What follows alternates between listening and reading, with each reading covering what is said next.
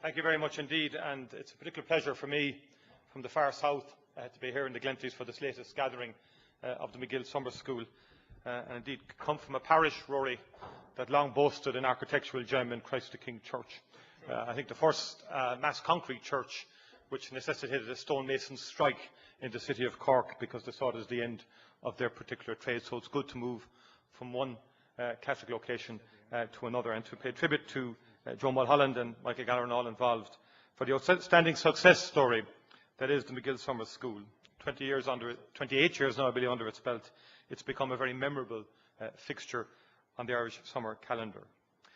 More than a year has elapsed since the last referendum on the Lisbon Treaty. What a different world we now live in. And may I say that I don't intend to dwell on the last campaign, simply because I accept the outcome of the last referendum on the Lisbon Treaty. I accept that a majority of the people voted no. And we live in a democracy. And the democratic thing to do in a situation like that is to seek to understand the underlying reasons why people voted yes and why the people voted no, to understand the concerns and see can we get those concerns addressed and dealt with in terms of negotiations with our colleagues in the European Union. And if we were successful then in securing guarantees, binding legal guarantees in terms of those issues, to move forward with our colleagues in terms of the reform that they desire to make the European Union more effective on the world stage in terms of the key issues that face the world. And I think it's, in terms of the theme of tonight's address, it is an important one. And to me, the European Union is not a legal entity alone. It's a community of people. It's a community of different layers of people, in terms of workers, public servants, politicians, right across the board. As we heard from Angela earlier, people throughout different fora in society engage across the European Union. So I get a bit worried when I hear people saying, you know, they can't throw us out if we do this. I don't look at it at all from that perspective, because it's much, much more than just legal formulae or a legal entity that we have to be concerned about. I think it is clear that events in the world over the last 12 months, if anything, in my view, have strengthened the need for the European Union to be a much more effective organisation on the world stage than maybe it has been up to now, in terms of providing the global leadership issues and issues such as climate change and so forth. And in terms of our own domestic situation, I genuinely put forward the argument tonight that ratification of the Lisbon Treaty is an important first step in terms of Irish economic recovery.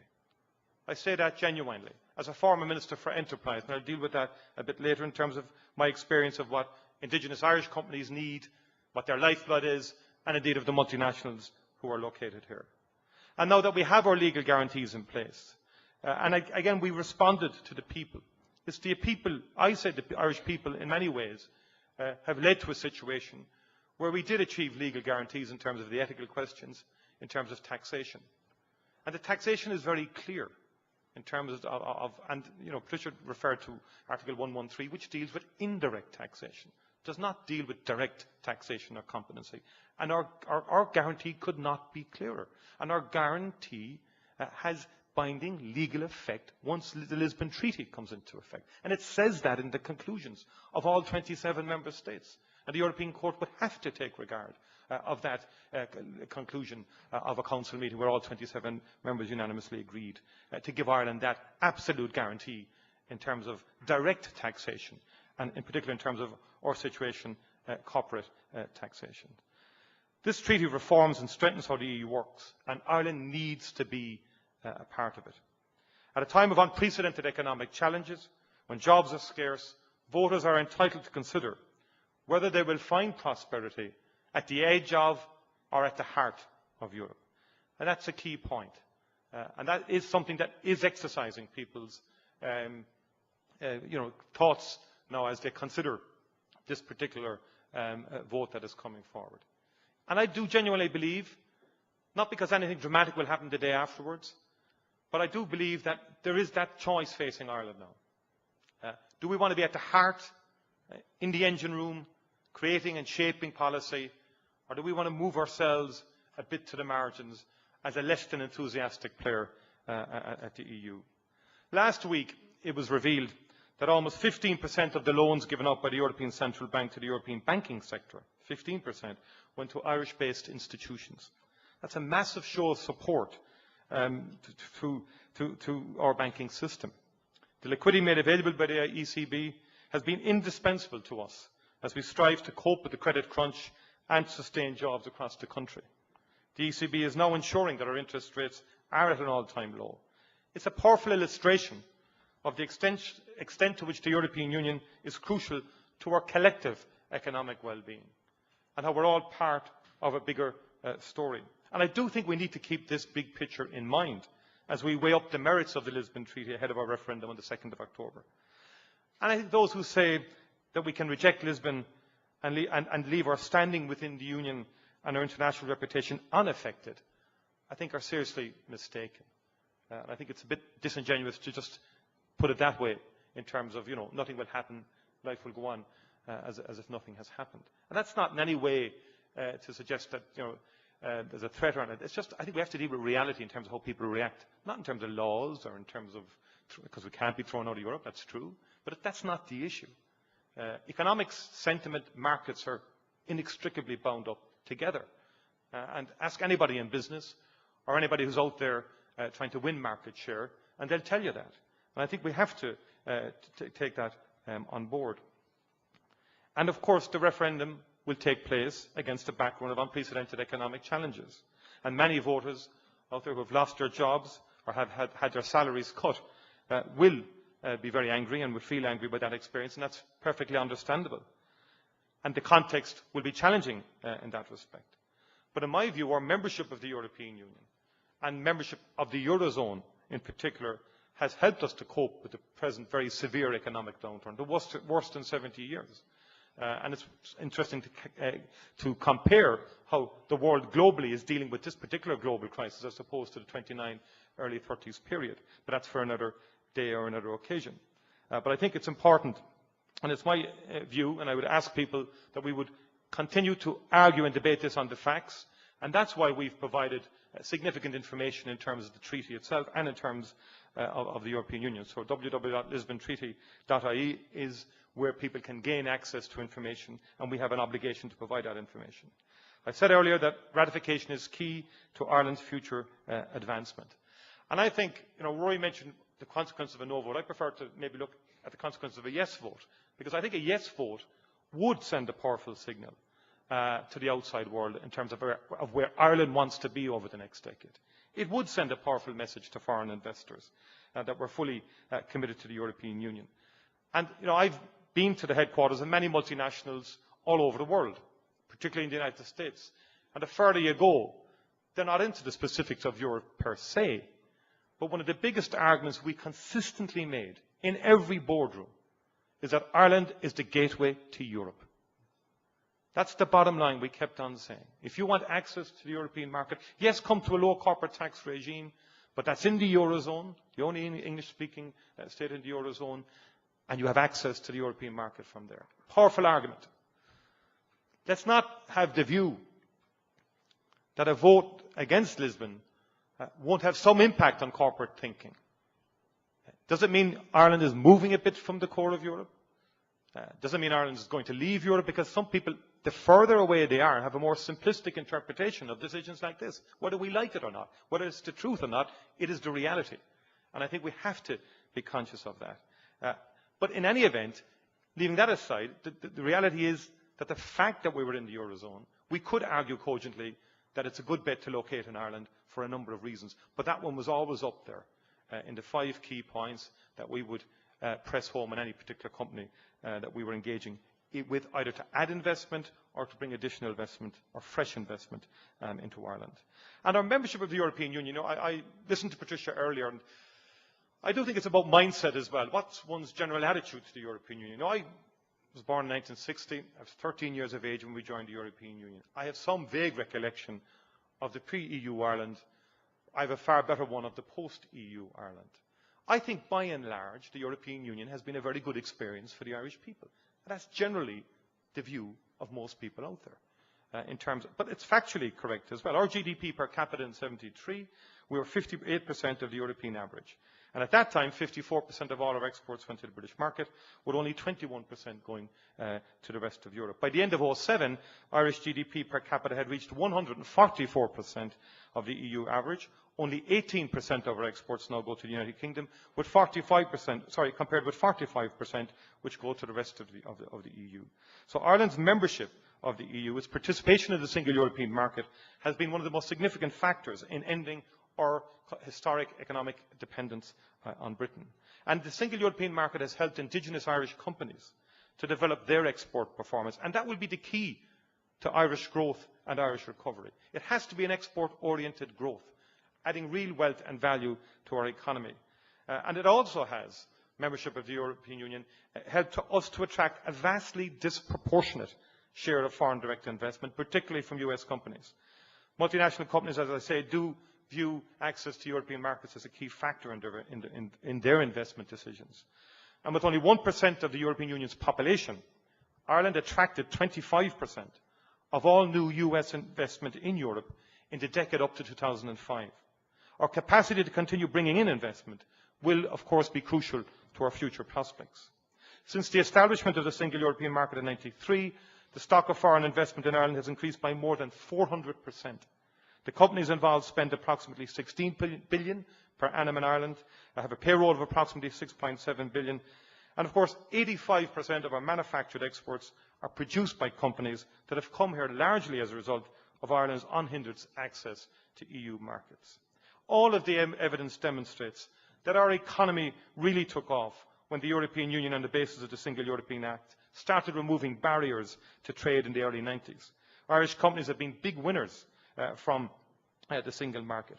We have a relatively small population. Domestic demand for goods and services in no way will ever be sufficient to sustain an advanced economy. The fact is we export over 80% of what we produce in services and in manufacturing, on merchandise. The rules of the single market serve to smooth the way for our exporters as they see contracts with customers across Europe. And Rory's point is absolutely correct. That equally applies to world markets in terms of WTO and so on.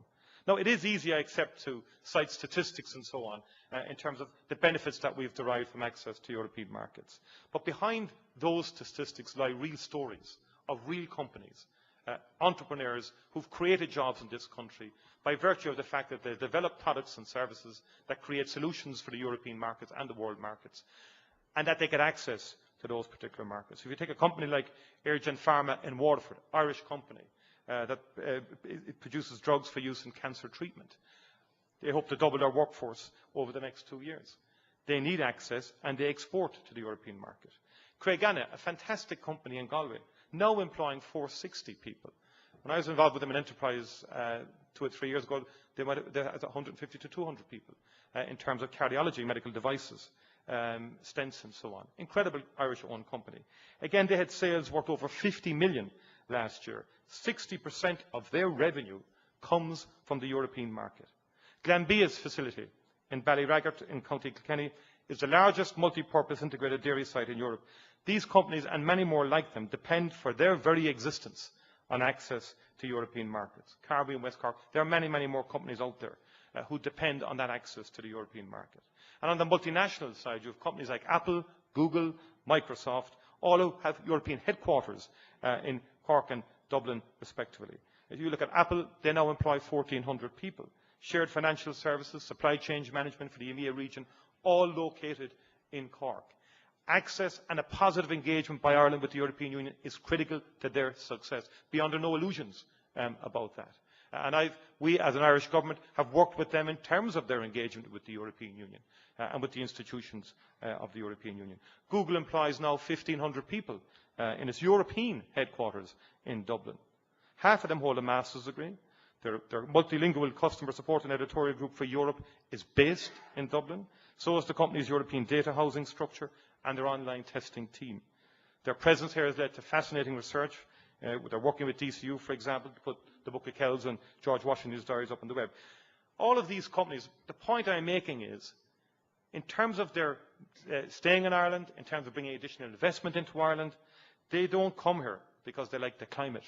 They come here because it's a country that has created the right environment for business and so on, in terms of the investment criteria, but critically, a country that is fully plugged into Europe. And it's my opinion that any signal that suggests we want to detach or move a bit back from the other 26 member states on what is, after all, a modest programme of reform, I think will send critically the wrong signal to companies of that kind. And in terms of the 12.5% tax, again, I've made that point about the legal guarantee. Again, I reiterate, it confirms that nothing in the Lisbon Treaty makes any change to the competence of the European Union in relation to taxation. That will be reassuring to those companies. In many ways, when we visited headquarters, they would ask the question, prior to Lisbon, by the way. They've asked the question for 15 years. Will the European Union change Ireland's corporation tax rate? I'm sure Rory remembers it when he's Minister for Finance. We can now say, actually, because of the guarantee that we've got, here it is in black and white, lads, 26 other member states unanimously saying we ain't going to touch Ireland's corporation tax rate. And that's what that says. It's actually an additional plus for us now in terms of endeavouring to hold on and win additional investment. A lot of other issues as well, of course. And these companies look at the long-term picture. They look 10 years out in terms of trends and so on like that. And so that's where Lisbon is important in that context, and it cannot be dismissed, particularly uncertainty.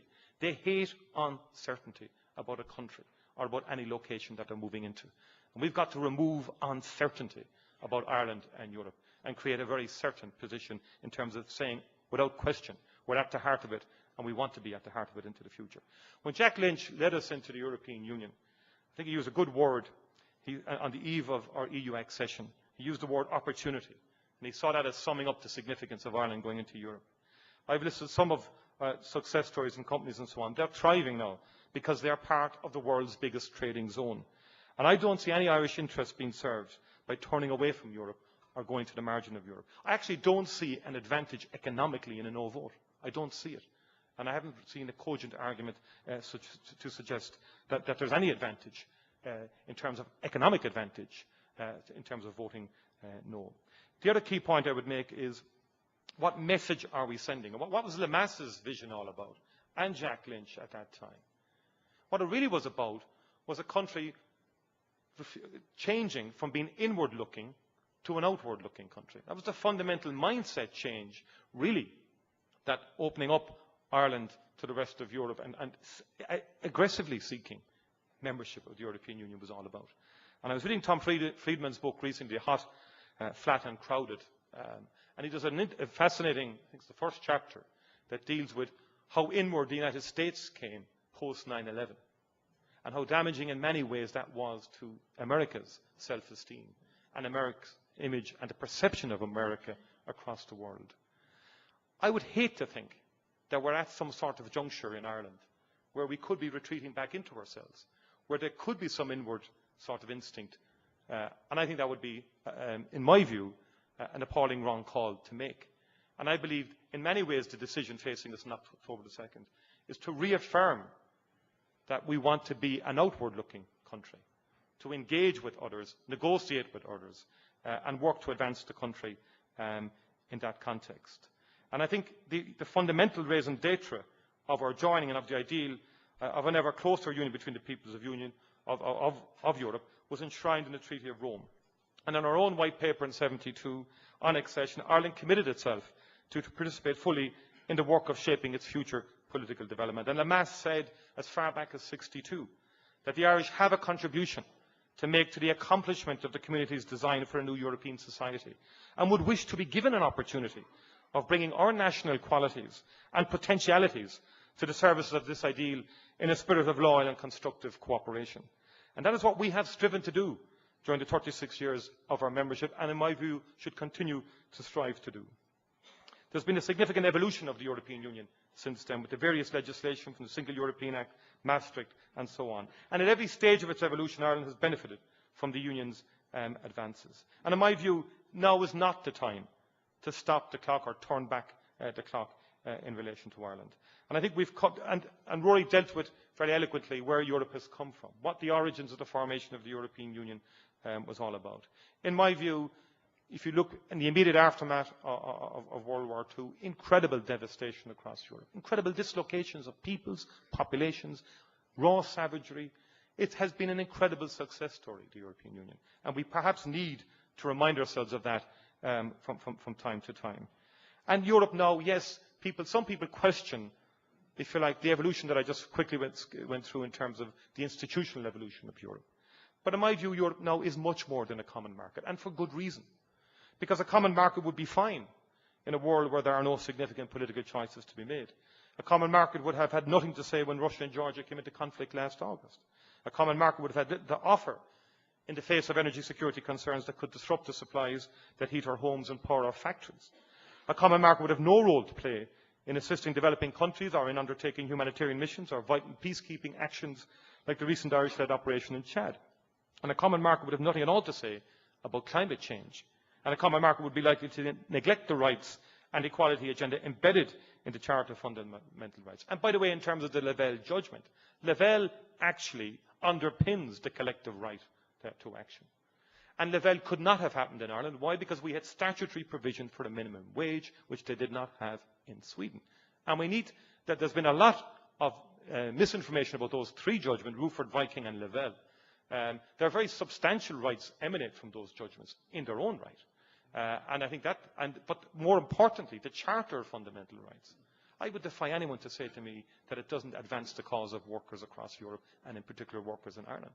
It's very clear in terms of the collective right to bargaining and so on, in terms of protection of part-time workers, in terms of women at work and so on. It's a very good underpinning. It's far better than what's there now, and it gives statutory underpinning to all of that. The reality is, in my view, and Rory has said this, that the demands of the world today demand a more effective and efficient European Union, and not least, of course, in the area of climate change. And I've heard about 2 coughs already, Noel, so I'm very conscious of that.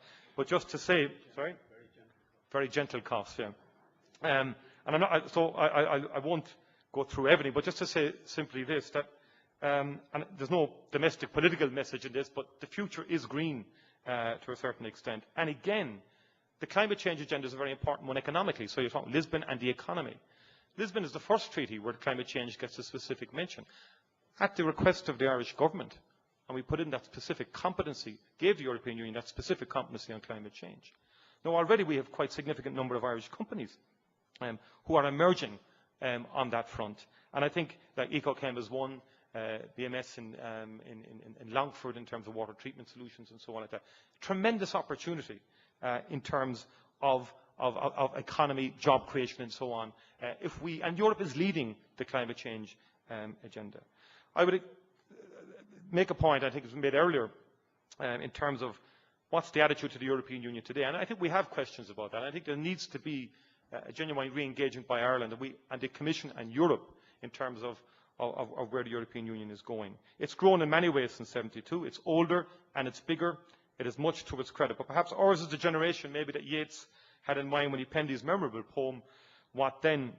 And might he have been thinking of today's Europe when he wrote, "The work is done, grown old he thought, according to my boyish plan. Let the fools rage, I swerved and gnawed, something to perfection brought. But louder sang that ghost, what then?" In today's Ireland, the answer to Yeats' question may well be that we need a reinvigorated Europe. And in my humble opinion, I think the continued framework for that regenerated Europe and regenerated Ireland is the European Union members agreeing to reform the European Union via the mechanisms of the Lisbon Treaty. And finally, I would say to you that we've come a long way in the European Union. And I think we have increased and diversified our trade with our European partners to our considerable advantage. I think we have realised many of the opportunities that Jack Lynch spoke about. European Union membership has enabled us to attract significant volumes of foreign direct investment, which sustains thousands of Irish jobs. And as an active member of the Union, we've helped shape the rules that govern the European single market.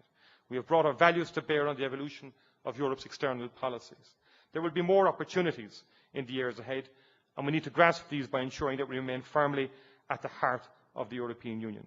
We seldom have the opportunity we will have on the 2nd of October. The future is for us to choose. In my view, it makes sense for us to choose a future in Europe. It's in our self-interest for Ireland to be engaged and involved in shaping and directing a European Union reformed and improved by the terms of the Lisbon Treaty, a European Union that can better protect Irish interests in a volatile world. It is in our self-interest that we send an emphatic message that will serve to eliminate the doubts that linger in the boardrooms of the multinational corporations that have underpinned our economic development. That message needs to be clear and unambiguous. Ireland intends to remain a committed member of the European Union and will do what is necessary to remain the most attractive base from which to do business in the European Union. The vote on the 2nd of October is about securing the nation's future and this nation's interests. We are on a difficult road to economic recovery. The people of this country can make a direct personal contribution to what would be a hugely important step on the road to that recovery by voting a resounding yes to the Lisbon Treaty. Thank you very much indeed.